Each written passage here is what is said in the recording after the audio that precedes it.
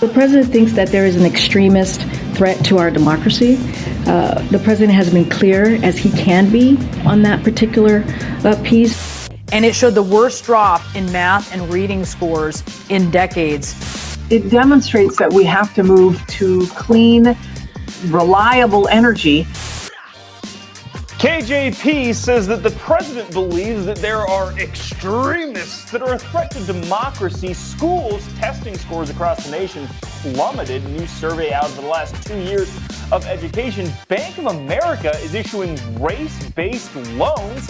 We'll talk a lot about that and more coming up on this episode of Daily Caller Live. My name is Jobob. Daily Caller Live starts, wait for it, right now. 2, 1. Here we go! Might be the only brown guy on earth named Jobob. That is actually their name, Jobob.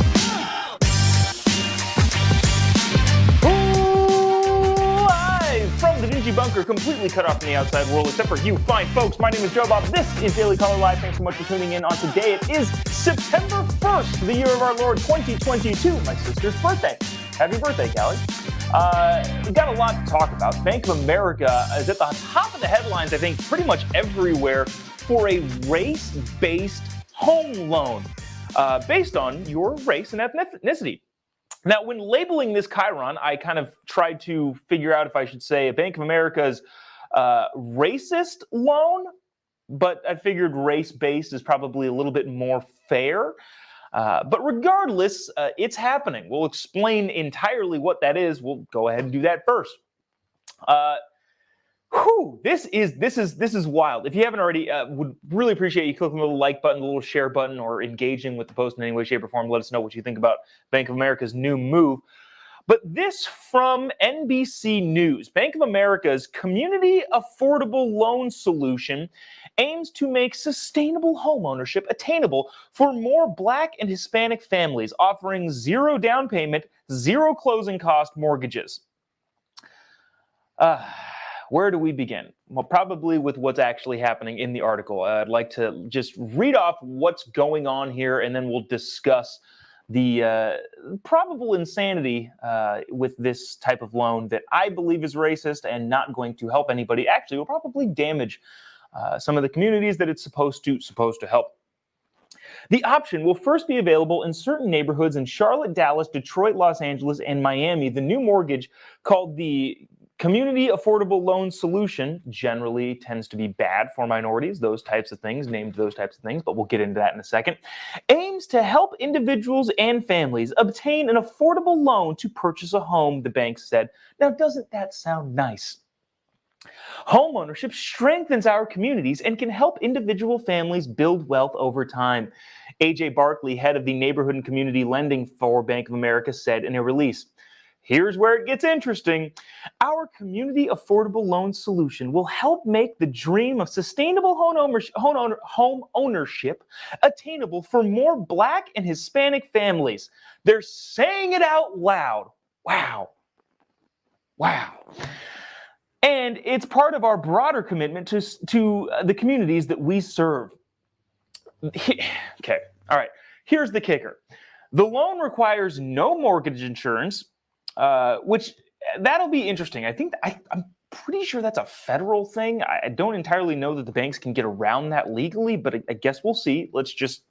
Mortgage insurance, if you don't know, if you don't have 20% down on a mortgage, on a home loan, you have to pay an extra amount in case you default on your mortgage and the bank loses equity. I would imagine that they're probably going to make the case that they can eliminate that because prices are continuing to go up and probably won't go down at all, despite what a lot of people think the market's going to crash. I think home prices are probably going to go up. I'm not an expert. Don't take my word for it. But the bank is probably betting on the fact that they'll build equity in those houses when they foreclose. And I say when they foreclose because that's likely going to be the case here. Let me continue really quick before we get on some of that reasoning. No minimum credit score. Instead, eligibility will be based on factors like timely rent payments, one-time utility bills, phone and auto insurance payments. Prospective buyers must also complete a home buyer certification course provided by Bank of America and federally approved housing council, yada, yada, yada, yada. All right, here's one of the issues. First of all, if Bank of America is going to target minorities for these loans. Now, you can say that they're predatory, which they probably will be. I would imagine the interest rate for these loans are going to be fixed at a higher rate than normal standard loans. So you want to talk about predatory lending to Black and Hispanic people? Here you go. Actually, first, let's go past that part, past the nitty-gritty part, because I honestly think this will be bad for minorities. Generally speaking, anytime the government or any sort of entity tries to help minorities specifically, it ends up being worse for them. I can point to countless examples of that happening. But before that, let's just pretend that this will be good for minority communities. Okay, what about poor Indian Americans?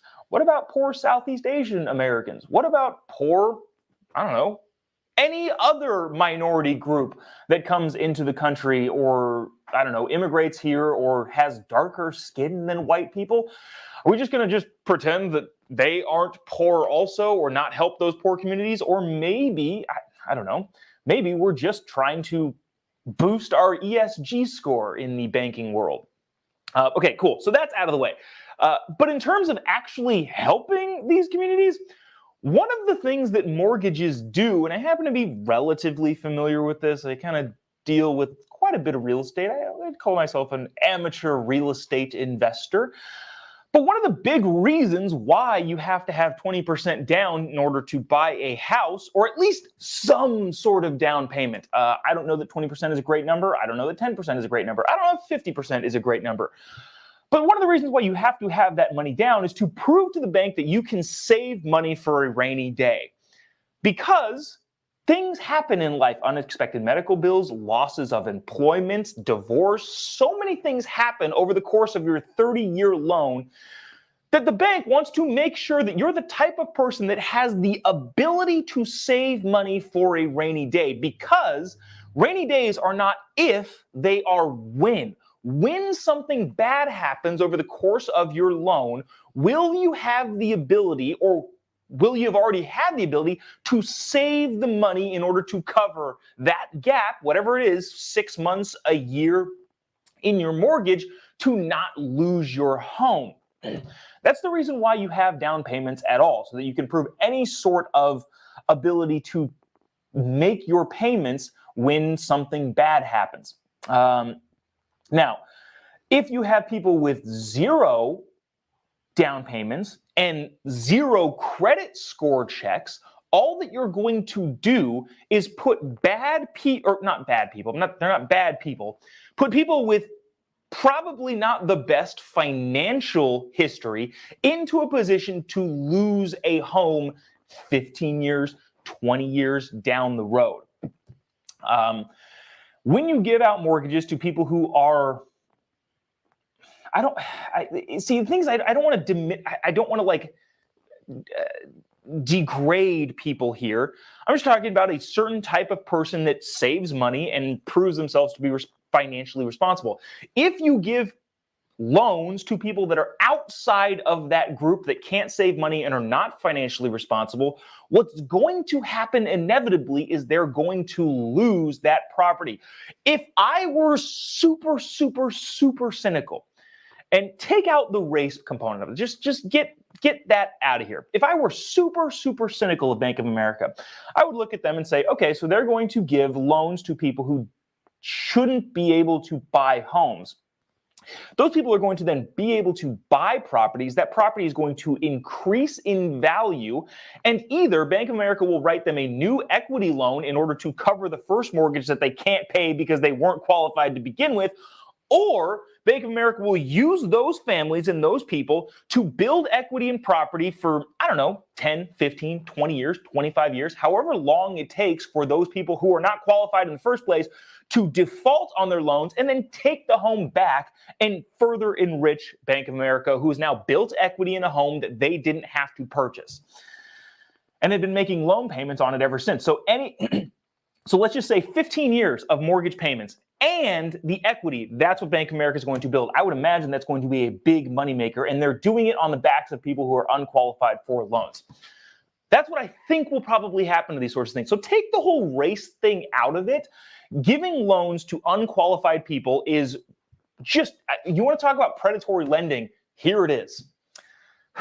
Sorry, I know a lot of didn't tune in for me to rant about mortgages, but this, look, a bunch of MSNBC hosts and a bunch of CNN hosts are going to be like, this is so great. Look at now black people and Hispanics can buy homes. Hooray!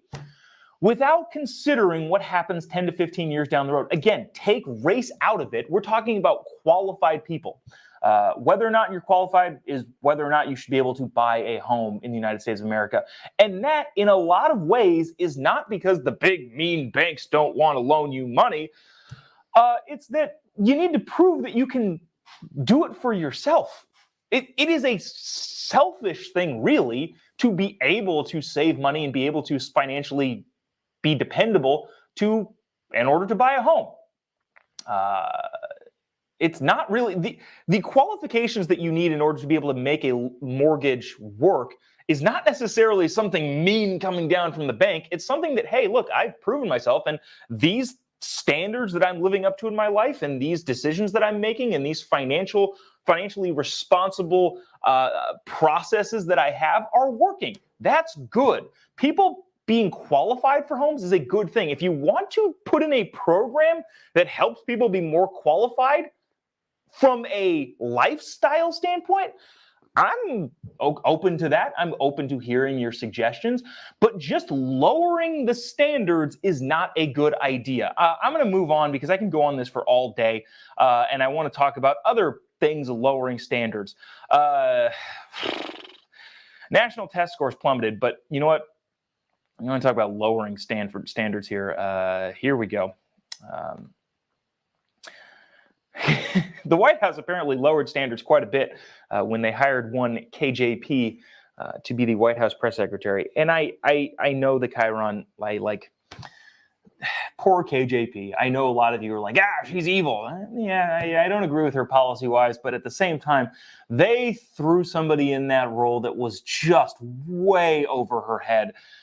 The job, but she said some pretty interesting things yesterday, and we have to play it because this is a big part of the national conversation. Here's KJP being asked a question and giving a weird answer.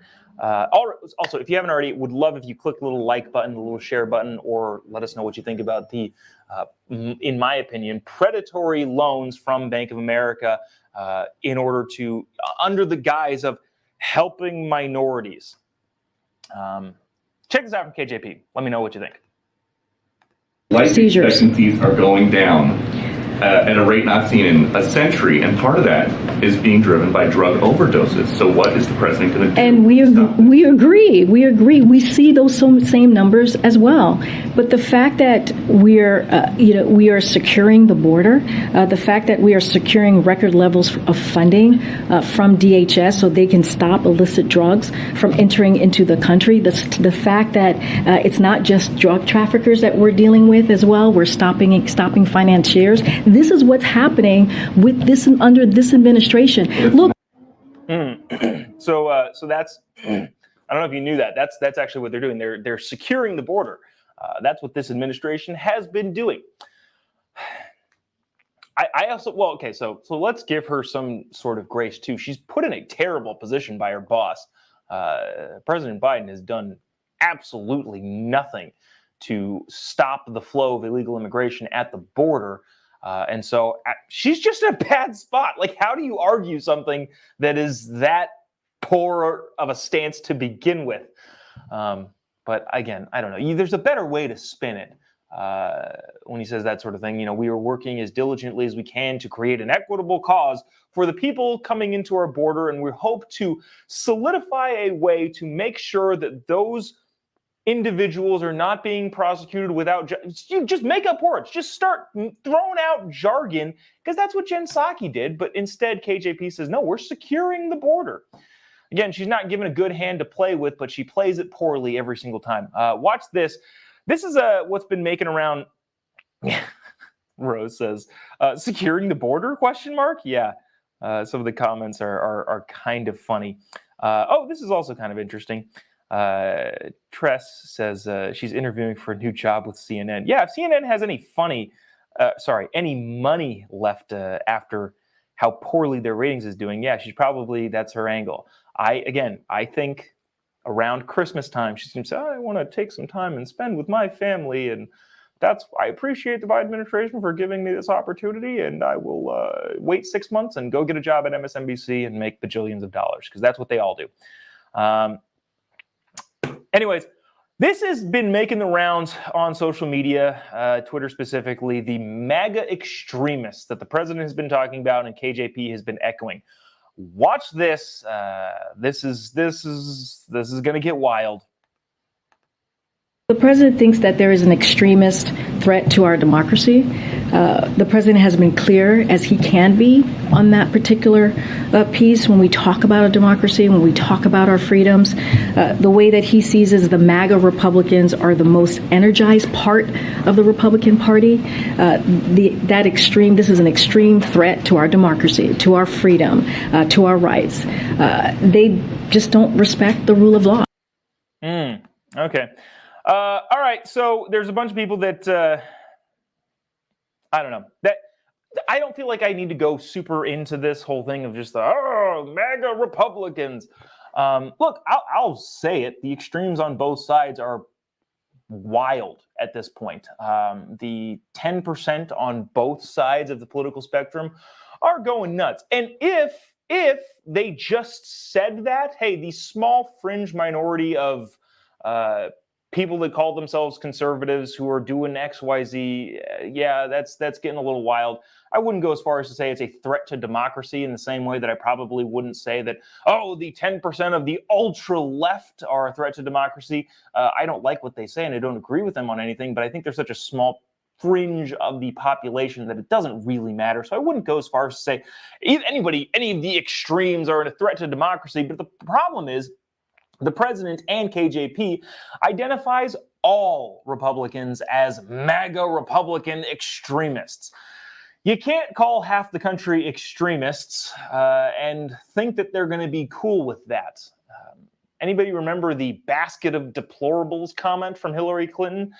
Yeah, that's going to be the problem that the Biden administration is going to have to deal with. There is an address that Joe Biden is giving from, I believe, Pennsylvania again tonight. It's a national address, and most people in the news media are saying, yeah, this is just going to be a political speech. So okay, when the president speaks to a national audience of, I'm giving an address, and they call it a presidential address, a lot of the news stations carry it. NBC, ABC, CBS, all of your big news channels carry that address. They don't carry political speeches. Joe Biden, we played a couple clips from his rally, 2 days ago in Pennsylvania, in which the Pennsylvania senator candidate did not show up, which is a thing in and of itself. They don't carry those sorts of things. Maybe CNN, MSNBC will, just in the same way that Fox carried Trump's rallies. But if you call it an address, generally the big networks carry it. But the big networks are saying, yeah, this is called an address, but it's probably going to be a political speech, so we're not entirely sure how much of it we're going to carry. So bottom line is tonight, Joe Biden is going to get in front of a camera and say, well, half the country is extremists. And also, we need to come together. Two very contradicting things. I'm excited to play those clips tomorrow, and maybe I will also play a clip of me today saying that tomorrow to show that, yeah, we could have all seen this coming. Anyways, she was pressed on this idea of quote-unquote MAGA extremists and doubled down. Check this out.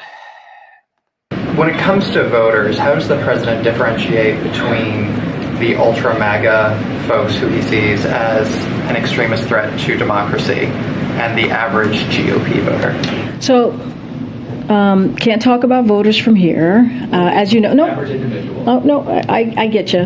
Not gonna. I just need to say that, right? Just to be clear. I mean, the president has been really clear about the leadership, right? The MAGA Republicans in leadership. They're the ones who have the platform.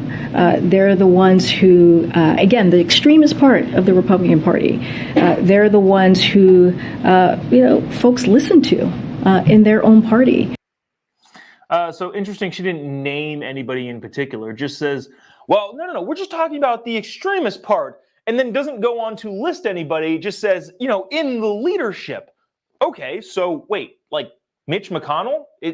He's the Senate Minority Leader. Is that who you're talking about? The MAGA extremist Mitch McConnell, who I would, in case you don't know this, the super MAGA crowd does not like Mitch McConnell at all. So there's a huge polarization just within that Republican Party. But when you say, well, no, we're just talking about the extremists, but then clump in Mitch McConnell into that extremist group, now you're talking about everybody. You're literally talking about the entire scope of the conservative voting bloc as quote unquote extremists. So the argument doesn't work there. Sorry, KJP, not entirely working out for you on this one. I want to move to this. So just tomorrow we'll have probably clips from Joe Biden's quote-unquote address that maybe NBC, CBS, and ABC will carry, but also maybe not. But yeah, we'll see how that goes. Probably going to be a political stump in which he calls all right-leaning voters. If you're right of, I don't know, Bernie Sanders, you're called a MAGA extremist by these people. And again, I would like for them to differentiate between what they're talking about. If they're just talking about the wild 5% that of people that probably would vote the same way as me, but I don't necessarily know that I'd agree with in terms of how to go about doing that. If they just said that and then also acknowledged the 5 to 10% on their side, which is actually having much more of an impact on their side, I'd be like, yeah, that's fair. And I guess if you want to try and bring people together that way, great. But that's not what they're doing. They're saying, well, no, just the extremists, like Mitch McConnell. All right. Anyways, I want to get to this. This is actually another pretty important story here. But also, okay, so this is a pretty important story, but has some pretty interesting pushback by some pretty interesting people. This is, so national test scores plummet. Also, I am aware, I was aware when we got out here to the studio that the word plummet is spelled wrong. There are 2 M's in plummet. I know that, but too late to change it. And here we are now using you know what? It's reading scores have plummeted. Therefore, spelling, including myself, has taken a nosedive. Dang, what are you going to do? Reading scores for elementary school students plummeted by their lowest levels since 1990 during the first 2 years of the pandemic. And math scores dropped for the first time in history as nationally represented testing dated back all the way to the 70s. The national test score results on Thursday lay out the extent to which the pandemic devastated learning outcomes for American students, particularly those who were the most vulnerable before the pandemic. What they're talking about is poor kids in poor neighborhoods going to poor schools. Those are the ones that shut down the most. Those urban cities, those blue state-led places got shut down the hardest. And just in the same way that we were talking about the Bank of America thing, the whole "we are helping minorities" crowd tends to hurt minorities more than the people that they accuse of hurting minorities. Okay. There are some of the largest declines we've observed in a single assessment in the cycle of a 50-year span, says the acting commissioner of the National Assessment of Education program. Students 2022 are performing at a level last seen 2 decades ago. The pandemic disrupted virtually all aspects of educational experience, and experts warned that the daunting task of students could take, the recovering task of students could take years. Now, I wanted to play this clip from CNN in which they're talking to the Secretary of Education. Kind of some interesting stuff that he says. And then we'll get to this fascinating piece in USA Today, which is usually a super woke, crazy paper, but apparently is kind of coming back towards reality. Obviously still having a lefty perspective, but I don't know. Watch this from CNN and the Secretary of Education for the Biden administration, and then we'll discuss what he said, as well as some of the Things that the left doesn't even want us to forget. Also, if you haven't already, would really appreciate, I'm looking at a couple thousand of you watching this thing. Click the little like button, especially if you're on Facebook. Doesn't cost you anything, but really, really does help us out. Or the little share button the little share button. That really, really does help us out. And also, let us know what you think in the comment section. Yeah, there wasn't a ton from the KJP clips that weren't, oh, these guys suck. Which I agree. So let me know what you think in this national test score plummeting story. Watch this. And it was released overnight, and it showed the worst drop in math and reading scores in decades for fourth grade students. What is that telling you? Is that a repudiation of remote learning during the pandemic? You know, that is very alarming. It's disturbing, but it's not surprising, keeping in mind a year and a half ago, over half of our schools were not open for full-time learning. The first thing we did when we got in is ensure that our schools are open for in-person learning. We went from 47% when the president took office to 100% by November. Look, in-person learning is where we need to focus. We need to double down our efforts. I'm very concerned about those scores, and I know that we have the resources now, and we need to maintain the same level of urgency we had 2 years ago to get our students back in, to making sure that our students get support. And when we're talking about shortages in the teaching ranks, our students are going to suffer more if we don't address that right away with the same level of urgency we had to reopen our schools. Yeah, okay, dude. All right, Miguel. So, yeah, we fought really, really hard. And now, since Biden has taken office, 100% of the schools are now open for in-person learning. Yeah, because you guys didn't have any choice, because the quote-unquote science was well known way before any of you guys started saying, oh, yeah, we should open back up. But now they're changing their tune. And what's interesting about that is in the USA Today, the generally very, very woke, very, very left opinion section, some columnist, Ingrid Jacques, was talking about, hey, don't forget that the teachers union kept students out of school for profit. They tried to take as much money from the government at the expense of kids in classrooms. USA Today columnists questioned the union's motives in a new piece entitled "Teachers Unions Want Parents to Forget What Happened During COVID. Don't Let Them." It's total gaslighting, Jacques wrote of the campaign. What kids and communities need is simple. They need reliable schools where teachers show up and do their job. Yet, that's not what has happened far into many cases in the past 2 years. Jacques wrote that teachers' unions played major roles in extended pandemic-related school closures and the negative consequences that came with them. She's saying in the USA Today that teachers and their unions, and again, I'm not talking about individual teachers. My mom's a teacher. I know several teachers that are very, very good at their job, and they show up to their every day and they do their best. I'm not talking about individual teachers. I'm talking about their teachers' unions, who unfortunately a lot of them do elect. Not a lot of them do elect. They are all elected by teachers. But the teachers' unions played a huge role in pandemic-related closures and negative consequences that came with those closures, i.e. national test scores plummeting. 2 years of inconsistent schooling, studies showed, resulted in academic slowdowns and a mental health crisis, among many other issues currently plaguing young students. Jacques noted teachers' unions often prevented a return to classrooms, writing how Randy Weingarten, the America's Federation for Teachers president, one of the biggest teachers unions in the country, was a huge proponent of shutting schools down so that they could get more money. Jacques noted teachers unions often prevented the return to classrooms. Weingarten instructed union members in April of 2020 to scream bloody murder if they felt schools were lacking the proper safety precautions. If schools reopened without proper safety measures, you scream bloody murder, Weingarten said at the time, and you do everything you can to use your public megaphones.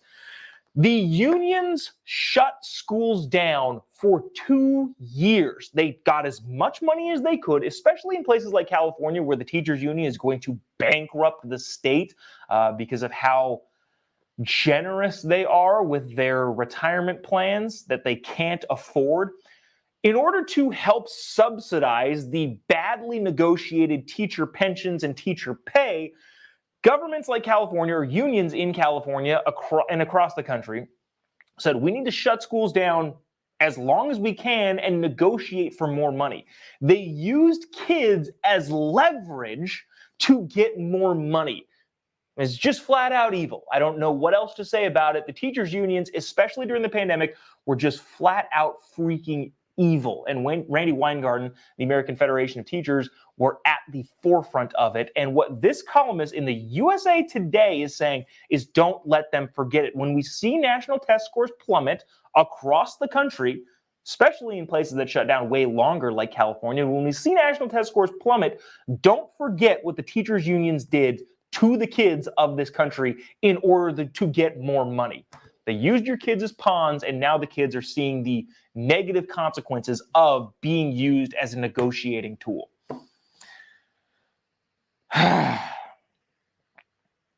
When I started doing this show, we kind of like thought, oh yeah, this is a lighter take of things. And I still hope we kind of have some of that, and I'm trying really hard to not be so angry and worked up about stuff like this, but using kids as negotiating chips are not cool with me, and it shouldn't be cool with you. So sorry for the lack of humorous takes on these things, especially nowadays. But we're seeing the repercussions of how bad some of these policies were. And a lot of us were screaming it at the time. No, put the kids back in school, take the tape off of the playgrounds, all of those things. And we're seeing all of the negative effects from it. And I don't think we should stay silent about it. And I think we should very, very vehemently make it known that the damage done to the country was less done by the virus and more done by the government's reaction to the virus. So there's that. That's going to do it for us today. Appreciate you sticking around, tuning in. I'll peruse through the comments here really quick and see if there's anything worth bringing up. And it took tons of money and oh, that's a great question, Gabriel, freaking correspondent. They took tons of money. Where did that go? I don't know. Like, does anybody have any idea? I know a bunch of it. Maybe I'll look into that and see where it all went.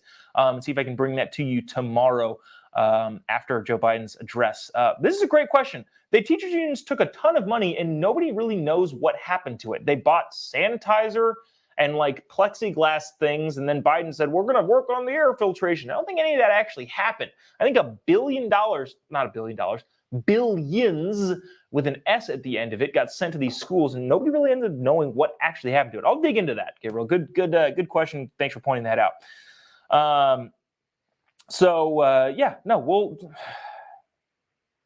That's gonna do it for us today. I'm gonna stop because I can go on for another 45 minutes about how ridiculous this is.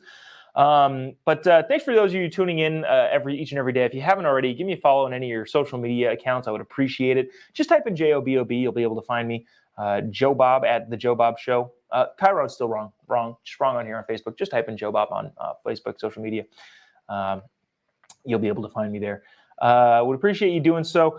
I am not sure what is going to happen with this show over the next 2 weeks. I'm not entirely sure if so. Okay, so we're going to be out of town. My wife and I are going to Israel as a part of a thing with Turning Point. Really excited about it. Great opportunity. Really appreciate the folks over there for making it happen. But I'm not entirely sure what that's going to look like in terms of being able to do this show every day. I'm going to bring streaming stuff, but given the possible, I don't know what the internet's going to be like there. I don't know what the day is going to look like. I don't know if I'm going to be able to keep up with the news and do the show at the same time. So I don't know. I don't know what the show next 2 weeks. Tomorrow, we'll be here tomorrow. But starting, Tuesday, I'm going to be off in Tel Aviv and Jerusalem and having a great time, but I'm not entirely sure if we're going to be able to do the show. So just keep that in mind for over the next 2 weeks. We'll see. I'll probably have an update a little bit know a little bit better for tomorrow, and I don't know, let you all know. But appreciate you watching and sticking around and tuning in. Whether or not we go live every single day from there remains to be seen. But appreciate you sticking around, tuning in. We'll be back tomorrow. Joe Biden's again giving an address a political speech disguised as an address. And we will bring clips and highlights from that to you tomorrow after it happens. We'll see you then, same time, same place. God bless America.